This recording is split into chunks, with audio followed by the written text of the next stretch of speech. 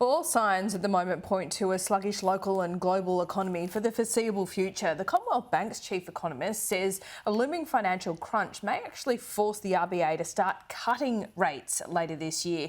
Joining me now is the chief economist, Stephen Halmarick. Thanks so much for your time, Stephen. What are you looking at the moment that most concerns you? Good morning. Yes, well, we've got a slowing global economy, given the big increase in interest rates around the developed world. So the global environment is going to be more challenging.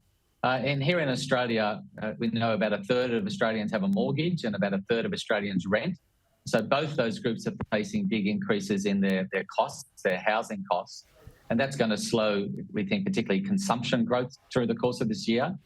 But that's all designed to get on top of inflation. And so the Reserve Bank's doing what they can to return inflation to the target range.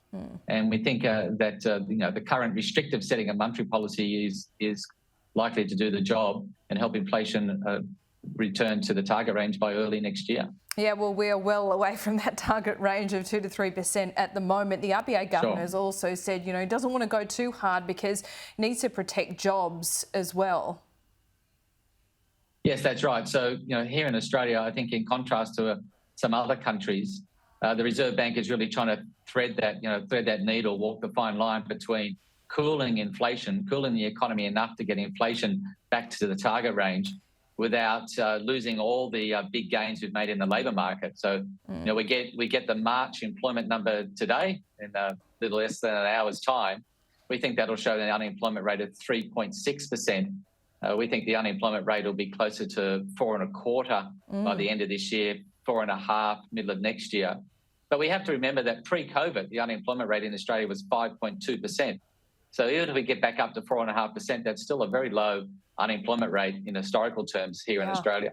Yeah, certainly. And I know businesses are still struggling to find workers in some sectors, and it's not just retail and cafes and restaurants, it is across the board. Just looking at this prediction of cutting rates later this year, the housing situation in Australia is just phenomenal, really. I mean, if we start cutting rates again by the end of the year, it kind of points to another boom in the housing market, doesn't it? And that's going to put a lot of pressure on rents. Well, so I think it's a balance there. So if you think of the current setting of interest rates, 3.6%, and we're actually, our base case is one more rate rise to 3.85%. We describe that as very restrictive monetary policy. And what we're saying on interest rates is through 2024, we can more likely return to a more neutral setting for monetary policy.